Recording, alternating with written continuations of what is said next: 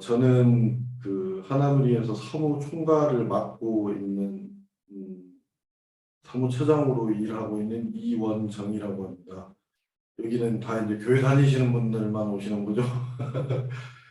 저도 원래는 그 되게 보수적인 기독교 집안에서 자라서 교회, 뭐, 집, 직장 이렇게만 다니다가 제가 다니고 있는 지금은 이제 5개로 분립이 됐지만 나들목교회라는 곳을 다니고 있는데요.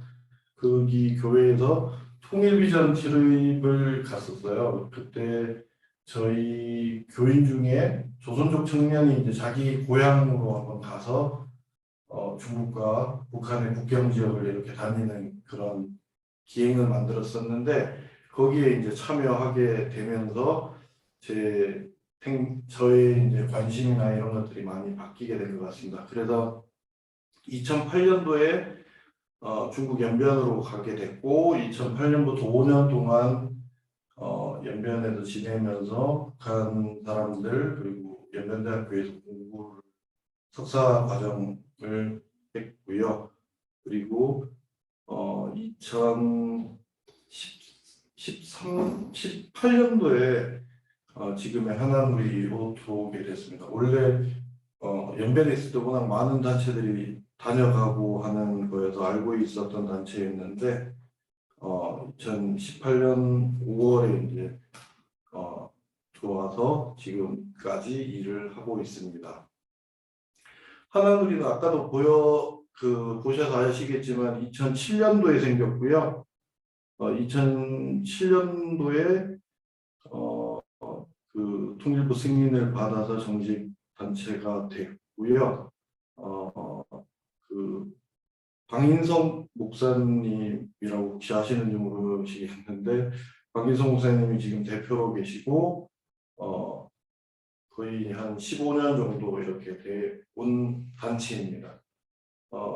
오늘 원래 강의가 그 이주성 국민협 사무총장님 강의이신데 그 얘기를 듣고 이제 저희 얘기를 들으면은 순서상 좀 맞는 것 같은데요.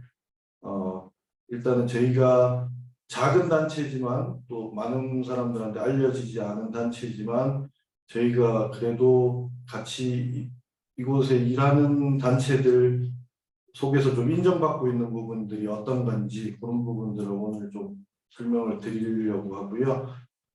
저희 지난주에 그 이사장님이 이제 교체되셨는데 그때 정세현 전 장관님이 오셔서 강의를 하셨는데 그때 이렇게 얘기를 하시더라고요.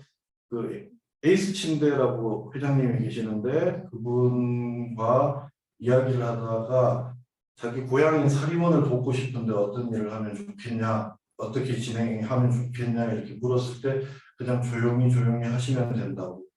현대처럼 막 떠들고 하시면은 뭐 크게 뭔가는 이루어질 수는 있지만 곧 혹시라도 정치적 상황이나 이런 것이 생기면 일을 못하게 되실 거다. 그렇게 해서 지금까지도 에이스 침대는 계속 그쪽 일을 하고 있다고 하더라고요. 남들한테 알리지 않고. 하나누리도 그 저희가 조금 인정받을기까지 올 수 있었던 게 많은 사람들한테 자랑하지 않고 그냥 묵묵히 저희들한테 주어진 것들을 하나씩 해왔던 것 같습니다. 예, 지금부터는 같이 PPT를 보시면서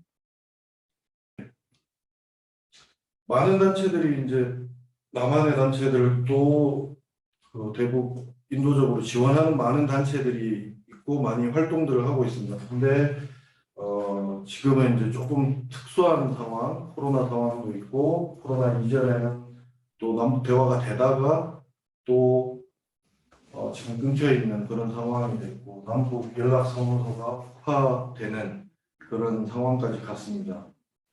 최근에 그 넷플릭스에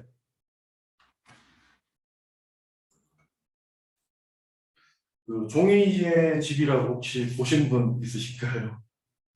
여기에 보면 그 이게 원래 스페인에서 만든 드라마인데 그거를 이제 리메이크를 했거든요. 근데 그 리메이크를 리메이크도 뭐 똑같이 할 수도 있지만 약간의 상상력들이 들어가게 되잖아요. 그래서 이 종이 한국판 종이집은 우리 그 공동 경비구역을 공동 경제구역으로 이렇게 바꾸고 2035년 정도 이제 통일을 앞둔 상태에 있는 그 남과 북이 협력해서 같이 경제 활동을 하는 그 구역에 대한 이야기로 시작이 되거든요. 이걸 보면서 언제 저렇게 같이 일하고 같이 할 수 있는 게 있을까 이런 고민들도 저도 하게 되고 했는데 지금 남북 간의 관계 또 인도적 지원하는 부분에 있어서도 저희가 새로운 상상력이 좀 필요하지 않나 생각합니다. 인도 지원 방식에 대한 인식 변화는 남한도 변화하지만 이제 북한도 좀 변화하고 있습니다. 저희가 인도 지원을 할 때는 늘 그 고난행군 시기, 북이 정말 힘들었던 시기들만 많이 떠올리고 또 그 영상들을 아직도 이제 사용하시는 분들도 있는데 북한도 이제는 저희한테도 그러고 많은 단체들에게도 인도적 지원을 더 이상 받지 않겠다라고 얘기를 합니다. 다른 방법으로 뭔가를 해야 된다. 그래서 그게 이유가 뭐냐 이렇게 물어보면 이제 우리는 정상국가다. 정상국가이기 때문에 인도 지원을 받거나 이런 부분이 아니라 이제 국가로서 제대로 된 인정을 좀 받고 싶다. 그래서 그 부분이 가장 크게 차지하고 있고요. 두 번째는 2020년 11월 19일에 있었던 노동신문 사설에 보면은 없어도 살 수 있는 물자 때문에 국경 밖을 넘나보거나 보다가 자식들을 죽이겠는가 아니면 버텨서 견디면서 자식들을 살리겠는가 하는 운명적인 선택 앞에 서 있다 이렇게 얘기를 해요. 이게 나온 게 이제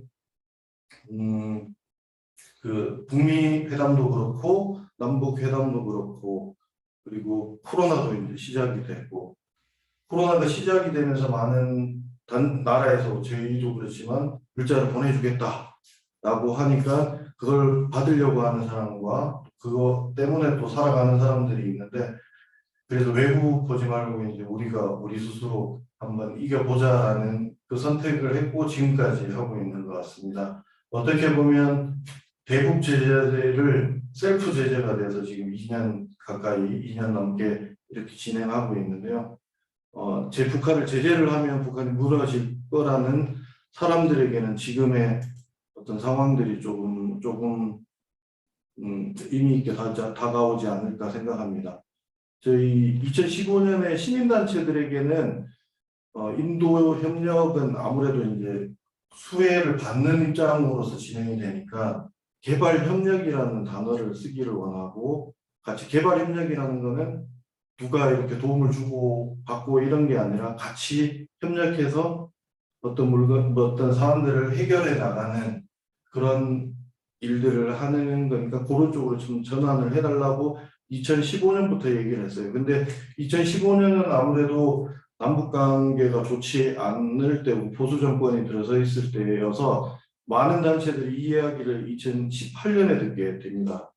근데 하나누리는 2015년에 이때 들었고 이후에도 말씀드리겠지만 저희도 어떤 방향에 좀 변화를 준비해야겠다라는 그런 생각을 하게 됩니다. 그리고 북한이 이번에 최근에 그 VNR이라고 국가 검토 보고서를 냈잖아요. 거기에서 보는 것처럼 이제 북한도 아까 정상국가이기 때문에 국제적 표준에 따라서 어떤 일들을 진행하겠다라는 게 이제 내부적으로 어느 정도 서 있는 것 같습니다. 두 번째는 이제 남의 인식의 변화인데요. 남의 늘 이제 지금도 이제 보수 정권이 들어섰으니까 또 인도적 지원을 하겠다, 뭘 하겠다라고 하면은 이걸로 인해서 또 남남 갈등에 또 단골 소재가 됩니다. 그래서 퍼주는 거 아니냐, 다 갖다 주는 거 아니냐, 개성공단 열었더니 북한에 돈만 준 것 아니냐, 이런 논란들이 많이 이제 국민들에게 얘기가 되기도 하죠. 그리고 모니터링이라는 게 저희도 그렇지만 너무 힘듭니다. 어떻게 해야 될지 잘 모르고요. 국제 NGO랑 같이 있는 저희 뭐 국민협 같은 단체들 같은 경우는 국제 NGO에서는 한국의 같은 단체인데도 왜 이거 모니터링 제대로 못하냐 이런 얘기들도 늘 많이 들어왔다고 하더라고요. 근데 이번에 코로나가 터지면서 이분들도 2년 동안 못 나갔잖아요. 그걸 보면서 아, 이 북한 일하는 일이 이렇게 해서 힘들구나 이런 얘기를 많이 들었다고 하더라고요. 그리고 남북의 어떤 정치적, 군사적 관계에 따라서 지원하는 방식이나 이런 것들이 너무 힘든 상황들도 맞이하게 되고요. 또 코로나나 이런 걸로 통해서 더 모니터링이 지금 어려워진 상황도 생기는 거죠. 그리고 이런 남북관계 부침 때문에 지속 가능해서 이게 사업이 가능한가 이런 것들도 늘 고민들이 됩니다. 그리고 북한 개발 협력도 이제 국제적인 기준에 아까 북한도 인식이 변한 것처럼 남한도 이제 남쪽에서도 국제 개발에 준하게 이런 협력들을 해야 되는 게 아닌가라는 이런 변화들이 좀 생기고 있습니다. 그래서 저희가 그 고민을 했던 부분이 한국에서도 이제 사회적 경제라는 그런 용어를 쓰는데요. 이게 국가가 모든 것을 해결하는 국가랑 뭐 시장이 해결하지 못하는 그 빈 공간을 시민들이 자발적으로 모여서 아니면 국가의 어떤 일정 부분의 지원들이 이루어져서 국가가 하지 못하는 일들을 좀 메꿔가는 그런 그러니까 자본주의의 대안은 아니고 자본주의 안에 어떤 일부분을 부족한 부분들을 이제 메꿔가는 부분으로서의 사회적 경제를 많이 얘기를 하는데요. 그래서 사회적 가치, 이제 국민들 전체 그리고 사회적 약자들 이쪽에 시선을 맞춰서 하는 개념들인데 이런 부분들을 북한에도 조금 접목해 보면 어떨까라는 게 저희의 고민이었고요. 그래서 공부를 하기 시작했습니다. 그래서 사회적 경제는 뭔가? 사회적 경제는 독일에서 오신 분한테 물어봤습니다. 그래서 독일에서는 사회적 경제가 어떻게 활발하게 돌아가느냐 이렇게 물었더니 그분이 어쨌든 저한테 하신 말씀은 사회적 경제가 뭐지? 당연히 경제는 사회적인 거 아니야? 이렇게 얘기를 하더라고요. 그러니까 독일이라는 나라는 이미 기독교적인 그런 생각들이 깔려 있어서 사회 전반적으로 다 있고 경제가 사회적 약자들을 돕고 교회가 돕고 이런 부분들이 거의 일상처럼 돼 있어서 사회적 경제라고 어떤 개념을 잡기에는 그분들도 어렵다라고 얘기를 하더라고요. 그래서 저희가 찾아보니까 유럽은 저희처럼 뭐 NGO들, 뭐 NPO들, 재단법인, 공제조합 이 모든 것들이 다 사회적 경제의 어떤 영역으로 다 들어가더라고요. 한국에서는 이제 사단법인, 재단법인이 조금 더 사회적 경제를 안 쳐주는데 유럽은 그렇게 하고 있다고 하더라고요. 그래서 사회 문제도 해결을 하고 사회적 약자층도 도움을 줄 수 있고 수익도 창출할 수 있는 이런 일들을 한번 사회적 경제라는 개념으로 한번 해볼 수 있겠다라는 생각을 했고요. 또 비슷한 얘기들이 뭐 제3섹터, 사회 연대 경제, 커먼즈라고 해서 공유 자원에 대한 부분 이런 부분들도 있는데 같은 거의 비슷한 의미로서 많이 사용이 되고 있습니다. 그래서 이제 이거를 저희가 북의 사회적 경제를 도입을 생각을 하면서 좀 봤는데요. 북한한테는 일단 이질적이지는 않은 경제 방식이다. 그래서 북한은 아무래도 저희보다는 지금 체제 유지가 어떻게 보면 제일 중요한 부분들이 있어서 북한의 이데올로기나 뭐 체제에 대해서 자극하지 않고 접근을 할 수 있고요. 그리고 사회주의 경제 체제이기 때문에 어떤 사회적 경제라는 게 약간 맥이 맞닿아 있는 부분들이 있어서 이분들이 이해도도 되게 빠르더라고요. 저희들이 같이 얘기를 해보면. 그리고 유엔이 제시하는 그런 국제적 표준으로도 인식이 돼서 요즘은 사회적 경제가 세계적으로도 대회들도 하고 이렇게 연결되는 부분들이 있어서 그리고 북쪽에도 뭐 캐나다에 있는 사회적 경제의 어떤 신협이 북한에다가 뭐 은행을 열고 싶다 뭐 이런 데들도 있고 사회적 경제가 연대될 수 있는 부분들이 많이 있다고 합니다. 그리고 두 번째로 이제 자립에 초점이 맞춰지다 보니까 남북 경협이나 뭐 이렇게 들어가면 큰 기업의 대자본에 의해서 남북 협력하는 구조가 좀 왜곡될 수 있는 부분들이 있는데 그런 부분에서는 사회적 경제 방식이 좀 괜찮겠다라는 생각을 하게 됐고요. 그리고 아무래도 저희가 지금 살고 있는 자본주의 사회에서는 이익에 모든 게 이제 이익에 몰두하게 되고 사람들도 그 이익으로 판단하는 그런 방식으로 가는데 마을이나 지역을 좀 살릴 수 있는 방향으로 이 사회적 경제라는 게 좀 받아들여질 수 있겠다. 그리고 국제기구나 국제 NGO들도 이 사업을 해본 적이 있더라고요. 저희는 이걸 우리가 처음 하나 이렇게 좀 생각을 했는데 이미 보니까 북한에서는 여러 차례 이제 선례들이 있습니다. 그래서 IFAD라고 국제농업개발기금에서 이거는 유엔 산하에 있는 기관이고요. 북한만을 상대하는 게 아니라 개발도상국의 농업개발, 빈곤 퇴치 이런 사업을 하는 곳인데 북한을 진출한 경험이 있더라고요. 그 고난행군 끝나는 시점부터인데요. 96년부터 2008년까지 북한에서 사업이 진행이 됩니다. 그래서 1단계에서는 잠업 개발 사업이라고 해서 뭐 양잠하는 부분, 그런 부분들로 먼저 들어가게 되고요. 두 번째 단계에서는 축산을 복부 지원하는 것들을 하게 되고 3단계에서는 산간지방에 아무래도 산간지방에는 사람들이 먹고 사는 게 많이 어려우니까 그런 걸 하게 되는데 옆에 사진에 보시면은 환경북도 김책시에서 있었던 건데요. 여기 자세히 보시면 토끼를 키우고 있습니다. 토끼. 이 토끼를 왜 키울까요?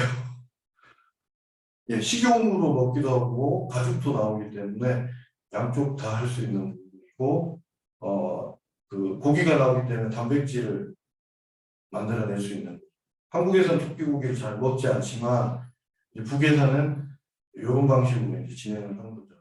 요거는 이 모티브가 대부분 그 방글라데시의 그 유누스가 했던 그 방식대로 진행을 하게 됩니다. 그래서 대부분 여성들에게 일정 금액의 돈을 주고 이렇게 키워서 돈을 벌면 각도로 가게 되는 형태로 진행이 됐고요. 소액 대출이었는데 금리가 이게 무료로 해준 방식은 아니고요. 12% 정도의 금리 그 이자를 받았더라고요. 그런데도 불구하고 북쪽에서는 많은 부분에서 이게 되게 긍정적으로 뒤에서도 한번 설명드리겠지만 계속적으로 이걸 하기를 원해서 그 기사 신문 기사 찾아보시면 빨리 재개하자 뭐 이런 얘기들을 많이 하게 됩니다.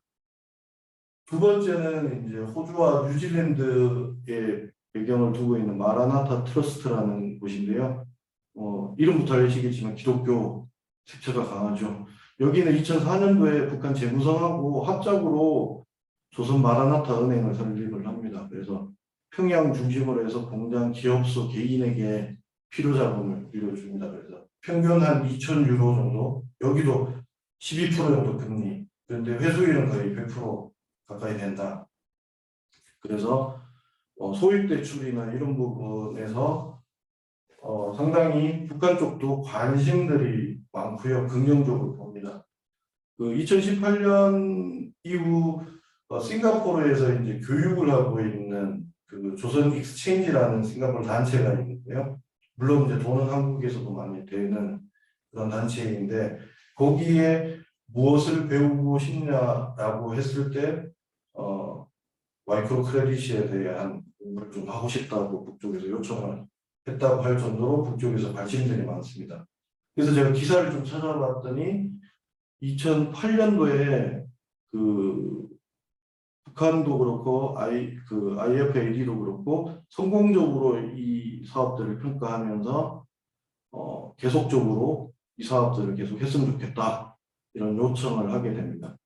근데 이제 아시다시피 이제 핵 개발과 이런 금융 제재 때문에 이게 다 스톱이 되었고요. 여기도 보시면은 뭐 IFA 외에도 마라나타 트러스트와 했던 부분들도 또 다시 했으면 좋겠다. 그리고 미국의 키바라고 하는 또 단체가 있거든요. 거기서도 대북 사업에 대한 관심을 좀 많이 가지고 진출하려고 했는데 민간 차원의 어떤 대출 사업은 북쪽 내에서는 어렵다 이렇게 해서 지금 현재까지 연기되고 있고요. 지금은 일단 모든 사업이 중단돼 있고 또 어떤 기사를 찾아보시면은 여기서는 긍정적으로 평가하고 있는 IFAD 같은 경우 2019년 보고서에 보면 북쪽에서 지금 회수를 못한 돈들이 많다 이런 보고들도 있기는 합니다. 근데 전반적으로는 북한 쪽에서도 이 사회적 경제 방식으로 해 나가는 거에 대해서는 긍정적으로 보고 있다는 것은 여러 가지로도 좀 보실 수가 있습니다. 저희도 2009년부터 그 전에는 이제 저희도 뭐 개성이나 금강산 지역에 있는 그런 필요한 것들을 이제 물건들을 보내주는 사업들을 합니다. 또 보수 정권 들어서면서 저희는 어떻게든 좀 끈을 놓지 않기 위해서 어떻게든 이어야겠다라고 해서 2009년부터는 조선족 동포를 통해서 이제 라선이라는 곳에 그때는 외국인들이 들어갈 수 있는 외국 동포들이 들어갈 수 있는 곳이어서 거기에 옆에 보시게 되면 뭐 콩을 뭘 보내줬다, 옥수수 국수 4톤을 보내줬다, 경운기를 한 대 사줬다, 비료를 2톤 줬다 이런 것들이 쭉 나오게 되는데 그냥 주는 겁니다. 이건 그냥 아낌없이 다 주는 건데 이제 주다 보니까 저희들이 어떤 일들이 생기냐면 이 주인이 없다 보니까 경운기를 사주거나 트랙터를 사주게 되면은 금방 이제 망가지는 거죠. 왜냐하면 주인이 없으니까 이 농장에서도 썼다가 저 농장에서도 썼다가 고장이 나면 뭐 대충 뭐 이렇게 하다 보니까 자기 게 아니라는 생각들 때문에 금방 망가지게 되는 그런 현상들을 좀 보게 됩니다. 그래서 2013년, 14년, 15년까지도 거의 비슷하게 어떤 기구들을 사주게 됐고요. 옥수수, 식량, 이때는 이제 두 가지를 같이 해야 되거든요. 이제 식량도 보내줘야 되고, 그리고 농장이 또 잘 운영이 될 수 있도록 기기도 사주고, 여러 가지 일들을 투트랙으로 진행을 한 거죠. 근데 아까 앞에서도 얘기 드렸지만, 2015년 정도 되면 북쪽에서 이제는 인도 지원이나 이런 부분, 그리고 하나누리는 그렇게 큰 규모로 하는 게 아니었기 때문에 뭐 어린이 업계동나 우리 민족이나 이런 데는 가면은 몇만 톤 이렇게 가잖아요. 근데 저희는 소규모로 이렇게 하다 보니 저희가 좀 번거롭기도 하고 얼마 도와주지도 않는데 뭔가 계속 관계를 하려니까 좀 힘들었던 것 같습니다. 그러면서 2015년부터 개발 협력 형태로 좀 가보자라는 거를 하게 된 거죠. 뭐 그 전까지의 어떤 농장 사업들이 그래도 남북 경협에서의 어떤 그 가능성들은 좀 보게 됐던 것 같고요. 저희가 처음에는 농장 하나를 그냥 임대를 해서 책임지고 우리가 하겠다 뭐 이렇게도 해봤는데요. 남북 관계가 좋지 않으면 또 들어갈 수도 없고 또 저희가 그 책임을 진다라는 거는 북쪽의 배급 시스템에서는 그 부분이 빠져나가는 거거든요. 근데 이제 그러면 이제 우리가 이거를 다 책임져 줘야 되는데 어디까지 이 사람들은 다 책임을 져줄 것인가? 약속은 해놓고 이제 지키지 못하는 상황이 될 수도 있는 거죠. 지금처럼 코로나가 터져서 못 들어가게 되면 이 사람들은 진짜 난감한 상황에 봉착하게 되는 거죠. 그래도 이제 농장 임대해서 하는 그런 사업들을 지금까지도 계속 하고 있는 중국 동포들도 있고 그렇지만은 이 부분에 있어서 긍정적인 것도 있지만 뭐 부정적인 것도 있다. 긍정적인 게 두 번째는 일단 다양한 지원들을 저희가 여러 가지를 해보게 되는데요. 고용을 창출을 했습니다. 저희가 그 사람들을 고용했을 때 비교를 해보면 아마 개성공단에서 노동자가 받았던 것보다 더 많은 돈들을 저희가 줄 수 있었다. 이런 것도 연구가 되고요. 그리고 수확량도 어느 정도는 좀 성장하게 되었다. 그리고 저희가 이제 농업 일을 하다 보니까 많은 사람들이 북한 사람들은 다 농업에 그 기기가 없고 이런 몸으로 하는 그런 농업을 할 거라고 생각이 드실 수도 있는데 실제 북한 같은 경우는 70년대 말에 농업에 있어서의 기계화가 거의 완료가 됐습니다. 그래서 어떤 농업을 손으로 뭐 삽을 파거나 이렇게 진행하는 것들은 이분들한테는 생소한 것들이었습니다. 근데 이제 고난의 인군이 터지고 홍수가 나고 가뭄이 오고 이것이 반복이 되면서 지금은 거의 다 손으로 하게 되는 그런 부분이지만 이분들에게 기기를 잘 주게 되면은 기기에 사용하는 것이나 영농하는 기술들이 상당히 잘 하고 있다는 것을 알게 됩니다. 그래서 영농도 하지만 뭐 주변 주민들 타고서 지원하는 부분들도 저희가 보게 된 거죠. 그리고 부정적인 거는 북한에서는 자료, 통계 이런 것들을 잘 주지 않습니다. 이 통계를 구하기가 힘들고요. 이번에 그 VNR도 나왔지만 많은 사람들이 이게 진짜인가, 이 데이터가 맞나 이런 부분에서 혼선들을 가지게 되어 있는데 이거는 뭐 북한뿐만 아니라 좀 사회주의의 특성이 있는 그런 통계고요. 이게 또 국가 기밀 뭐 이렇게 또 받아들여서 잘 공개를 하지 않고 있고요. 그래서 이 데이터를 받아내기가 저희도 상당히 힘들었습니다. 그리고 마을 지원 전략에서는 좀 정체된 느낌이 있다. 그리고 운영 기간이 불확실하다. 저희가 7년을 계약하고 뭔가를 했는데 1년 만에 중단된 경우들도 있고요. 그리고 이렇게 저희가 도와주는 게 진짜 이분들한테 도움이 되는 걸까? 그래서 이제 저희 뭐 얘기 중에 물고기 잡는 법을 가르쳐 줘야 된다 이런 얘기 많이 하게 되잖아요. 그래서 저희가 하고 있는 게 실질적으로 이분들에게 도움이 되는 건가 이런 고민들이 늘 따라왔던 것 같습니다. 그리고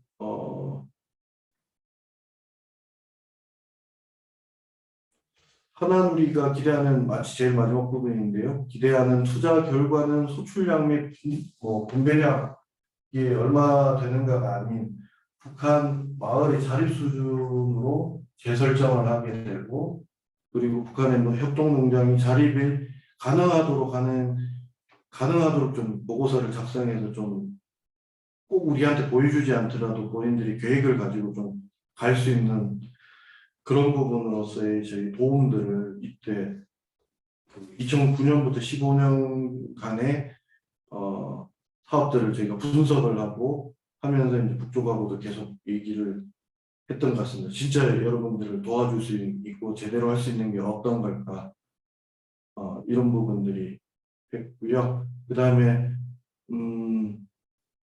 향후 6차 산업 이렇게 얘기하는데 요즘에는 1차, 2차, 3차를 다 하게 되는 거죠. 저희 연구원에 이제 중국 농업에 대해서도 좀 전문적으로 하셨던 분이 있는데 중국의 농촌의 협동조합들이 어떻게 구성이 되고 어떻게 흘러갔다라는 것들을 보면서 북한도 대체적으로 이런 형태로 좀 가지 않겠는가 이런 부분으로 저희가 또 과제를 삼았습니다. 저희가 그래서 제일 선별해서 했던 작업 중에 하나가 저희가 기존에 했던 앞에 농장들은 규모가 상당히 컸습니다. 근데 하나누리라는 단체는 좀 작은 단체여서 이분들 아까 다 책임져 주려고 하니까 저희가 가진 예산이나 저희가 가진 거로는 힘들다. 그래서 저희가 이 대상을 조금 줄였습니다. 그래서 나선특별시 선봉구역에 있는 한 작업반 총 보니까 47세대에서 48세대 정도 되는데요. 이 작업반이 농지를 가지고 있는 게 보니까 68.8 정보 1정보가 한 3,000평 정도가 되거든요. 그래서 대략 그때 저희가 계산했을 때 16만 8천 평인가 18만 6천 평인가 그 정도의 적지 않은 땅을 그 작업반에서 하게 되더라고요. 그래서 저희가 이제 데이터를 그때부터 이제 리서치를 했죠. 보니까 지대의 한 30%는 국가에다가 귀속을 한다고 하더라고요. 그래서 나머지 30%가 마을에 오게 되는데 20%는 요 부분은 이제 북한 시스템이 좀 괜찮은 것 중에 하나가 노인이나 노동력이 없는 사람에게도 20%의 생산물을 주게 되고요. 그리고 10에서 15% 다음 생산을 하기 위해서 저축을 해놓게 되고 실제 배분이 되는 거는 농민들에게 배분이 되는 거는 35에서 40% 정도가 배분이 됩니다. 그리고 본인들에게 필요 식량을 써달라고 했더니 한 끼당 150g 정도인데 한국 기준으로 하면 너무 많이 적죠, 그죠? 하루에 한 450g 정도를 필요로 한다라고 이렇게 저희한테 전달했고요. 그래서 저희가 이 자립을 단계적으로 좀 나눠봤습니다. 이 단계들 기본 정의에서는 외부 지원 없이도 마을 스스로가 식량, 육아, 주거, 교통, 의료, 에너지 자치 기본 필요를 감당할 수 있는 상태를 나타내는데요. 이거를 저희가 1단계, 2단계, 3단계. 그래서 첫 번째 단계에서는 식량하고 육아를 그래서 저희가 이 부분을 2년에서 3년 정도 그래서 17, 18, 19년도에는 이 부분들을 1단계 자립을 한번 달성해 보자.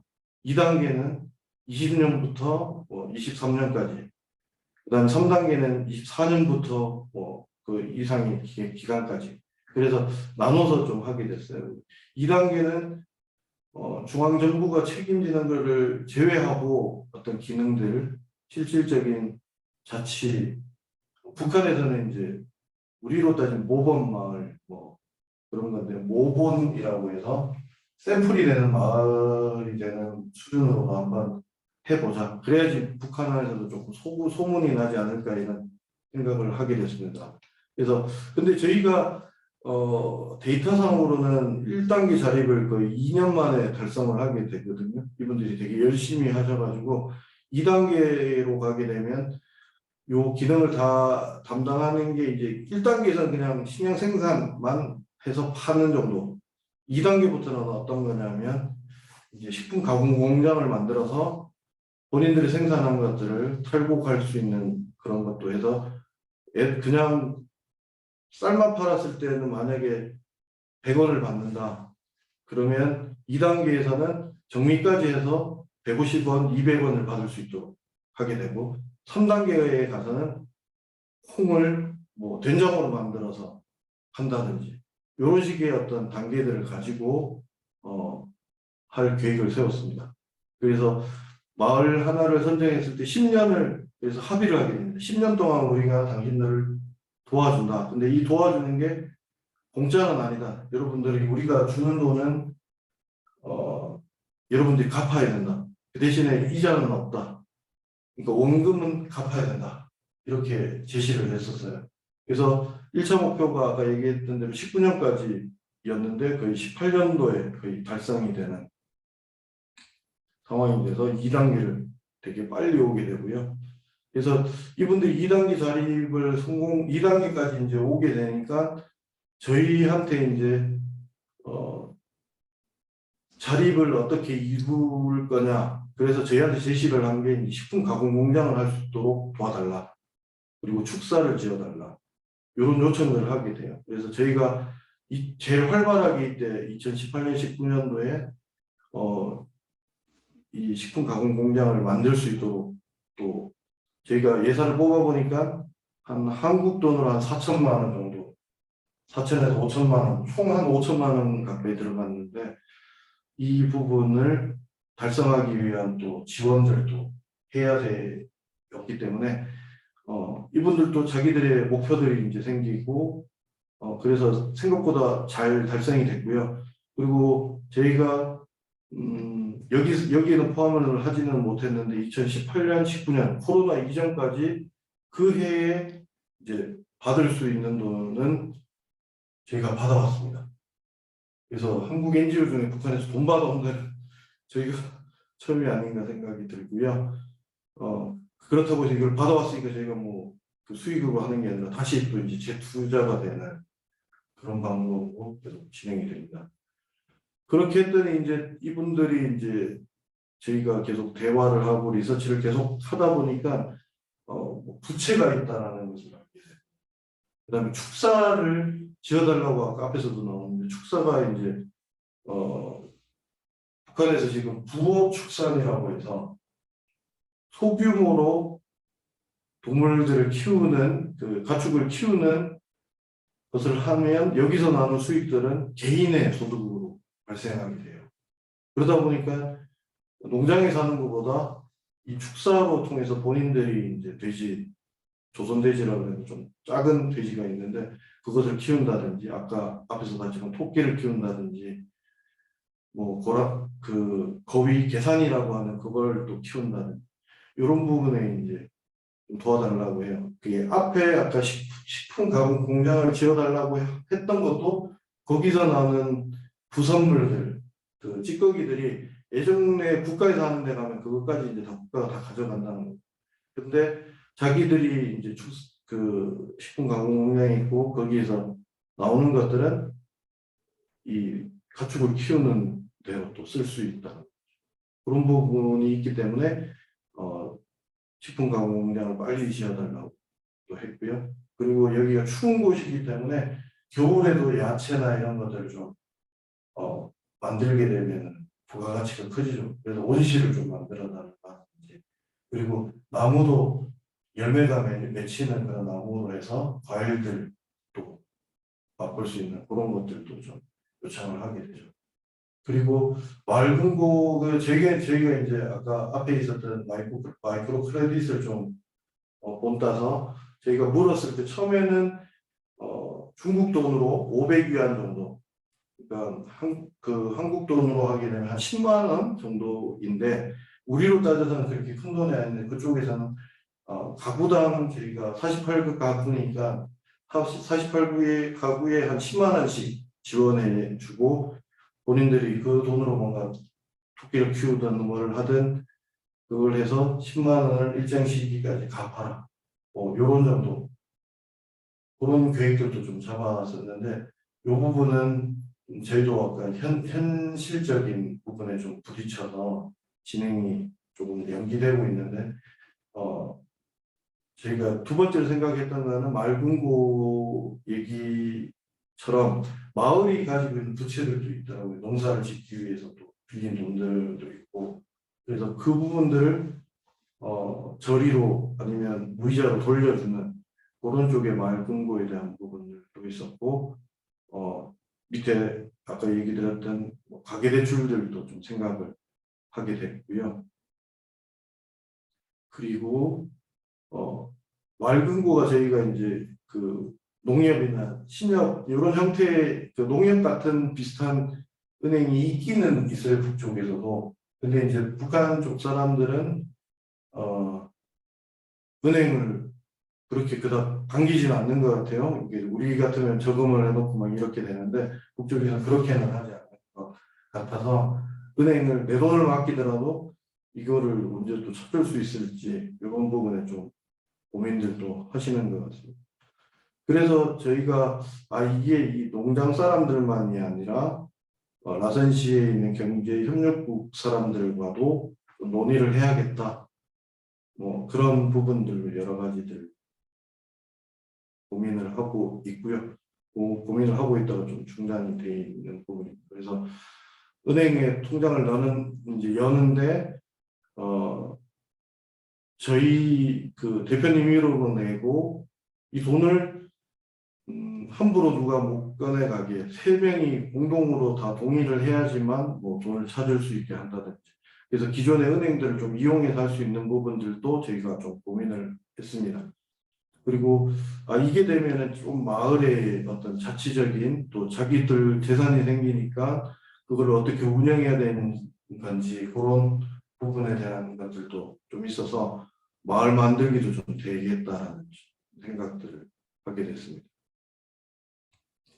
그리고 이 마을 금고는 저희가 그 스웨덴의 야크은행이라고 무이자 저축, 무이자 대출을 해주는 그런 은행이 있거든요. 그러니까 남쪽이나 해외 자본이 무이자로 저축을 해주면 그걸 가지고 무이자로 대출을 필요한 사람들에게 해주는 그런 부분인데, 스웨덴에서는 뭐 나름 지금 큰 은행이 되더라고요. 자본금이 2,500억 정도가 되고 회원도 3만 9천 정도 되는 거죠.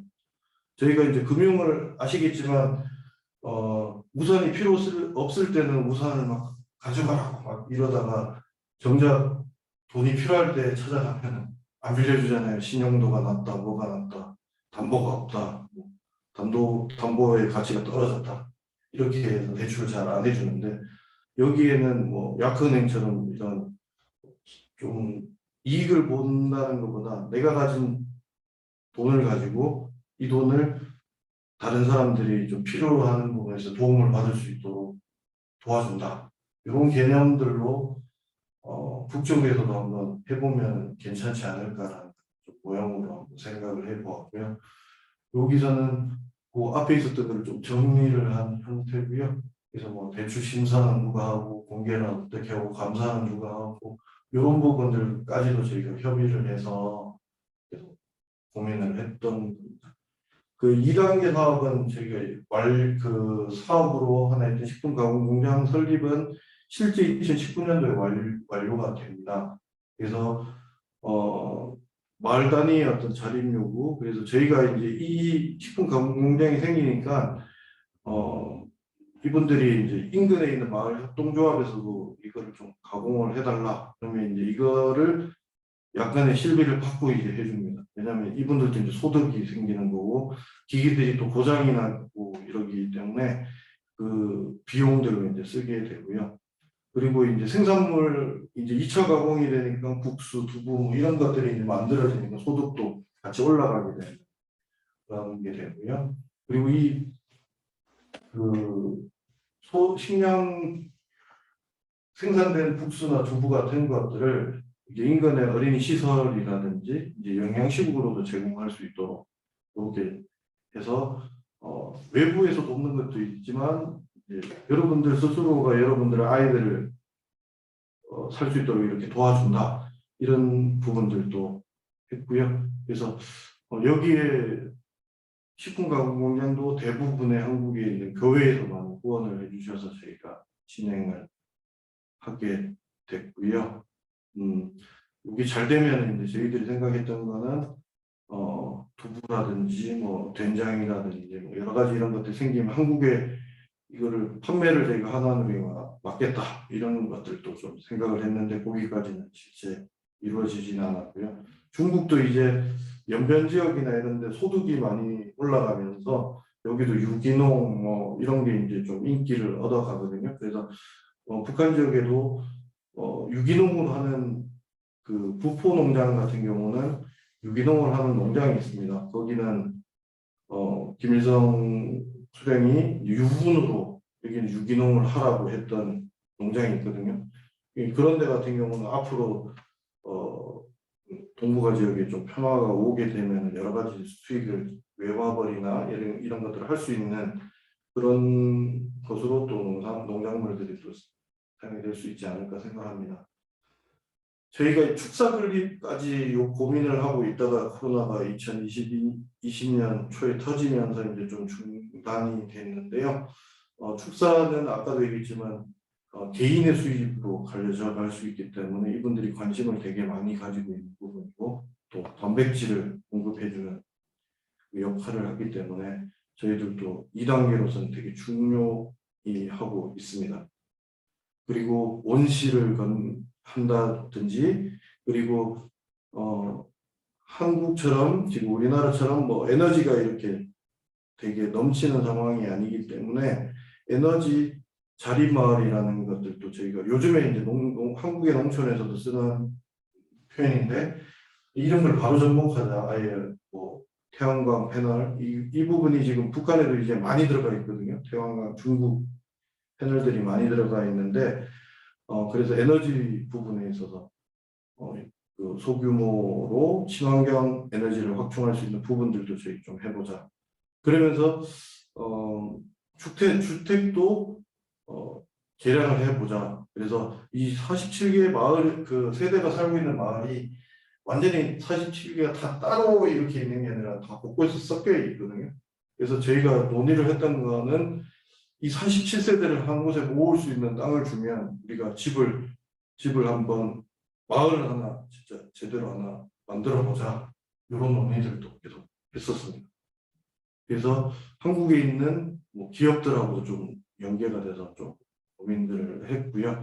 그걸 하면서 집들도 이제 에너지 자립할 수 있도록 할 수 있는 그런 것도 하고, 그다음에 의료적인 게 지금 코로나에서도 나오지만 아무래도 그거를 전체 차단을 해야 될 정도로 의료 시스템이 그렇게 훌륭하지는 않은 상황이어서 의료적 필요들을 감당할 수 있는 그런 마을 주치 개념이라든지 의료 협동조합의 형태로서의 어떤 보건소를 또 저희들이 한번 생각해 보고요. 이건 3단계로서 생각을 해본 겁니다. 그리고 여기에 마을이 이제 형성되게 되면 그 안에 커뮤니티 공간이라든지 경로시설이라든지 아이들이 공동육아를 할 수 있는 시설, 그리고 교육시설, 체육시설, 이 모든 것까지도 한번 다 만들어지는 그런 마을을 한번 꿈꿔봤습니다. 이 정리되는 부분인데요. 저희가 이런 형태들을 아까 모본 마을이라는 개념을 써드렸는데, 북한 안에서 한번 모형이 되는 마을을 하나 만들면 이게 하나놀이만 하는 게 아니라 이와 비슷한 형태로 어떤 사업들을 같이 하기로 원하는 많은 단체들하고도 연대를 해서 이 포맷을 저희가 이제 시행착오도 하고 여러 가지 고민들을 했던 것들을 이 부분을 어떤 단체는 뭐 황해도에서도 실행을 해보고 어디는 강원도에서도 해보고 이런 부분들을 해볼 수 있도록 제가 이걸 모델화해야겠다라고 생각이 들어서 일단 사업 준비 단계에서는 사회적 경제에 대한 이해에 대해서 좀 보게 되고, 그리고 국내 단체들 저희가 지금 전남 센터 같은 경우는 저희가 작년에 그분들이 수십 년간 대북 사업을 했던 것들을 분석해주고 앞으로 사회적 경제 방식으로 이렇게 하는 게 좋겠습니다. 이 사업을 작년하고 원래 계속 진행을 하고 있거든요. 그래서 본인들도 지금까지 해왔던 것들이 단발성으로 끝나고 뭐 이렇게 될 수가 있었는데 그런 것들을 지속적으로 계속 사업을 해 나가야 되는 게 고민이기 때문에 그 부분에서 어떤 방식으로 꼭 하나누리와 같은 방식이 아니라 이게 사회적 경제 방식으로 다른 것들을 좀 접목해 낼 수 있는 북쪽의 파트너를 연결한다든지 그런 것들을 좀 찾아보자, 이런 그 사업 준비 단계에서는 이런 고민들을 하게 되고요.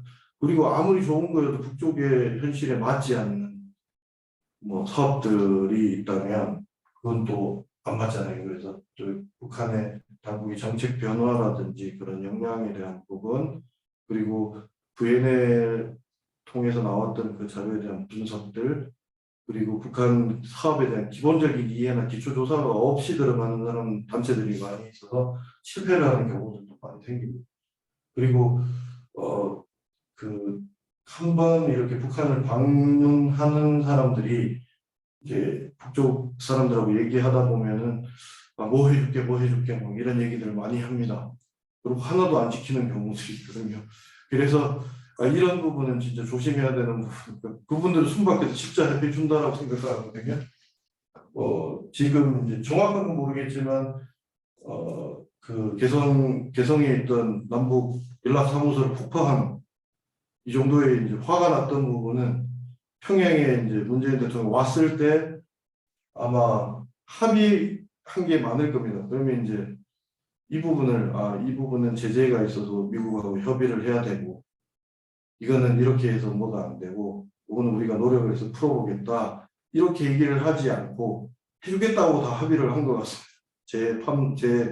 제 느낌으로는. 그러다 보니까 북쪽에서는 뭐 평양 시민들 앞에서도 연설을 하기도 해주고, 또 백두산도 가보고 싶다 그러니까 백두산도 보여주고, 이런 부분들을 이제 했던 거죠. 분명히 뭔가를 해준다라고 했기 때문에 이분들이 들떠서 또 했던 부분들도 있을 것 같아요. 근데 한번 약속해놓고 이제 안 지키게 되면 이거는 이제 북쪽 사람들의 그 자존심이나 이런 부분이 이제 무너졌다라고 그런 생각들을 하게 되죠. 그래서 마지막으로는 이제 모니터링 뭐 이런 이런 평가하는 단계 이분들이 이제 모니터링도 해야 되고 평가도 해야 되는 부분들이 계속 발생하기 때문에 이런 것을 통해서 다른 단체들에게도 노하우들이 좀 전달이 되고 우리 거니까 우리만 알고 있을 거야 절대 공개 안 해 뭐 이런 방식이 아니라 서로가 우리가 환경부에서는 이렇게 했는데 이게 안 되더라 황해북도에서는 이렇게 하니까 되더라 이런 것들을 이제 서로가 할 수 있는 평가도 할 수 있는 그런 부분들도 좀 이루어지고 하면 좋지 않을까 생각이 들고요. 아까 2단계 후반부터는 저희도 지금 계속 고민을 하고 있고 는 있지만 여기까지는 아직 실현이 안 돼 있거든요. 그래서 오늘 여기 참여하고 계신 분들과 함께 또 전문적인 또 지식들을 또 모아서 또 3단계 그 이후까지로 한번 같이 고민을 해 볼 수 있었으면 좋겠습니다. 제 발표는 여기까지 마치고요. 질문을 받도록 하겠습니다.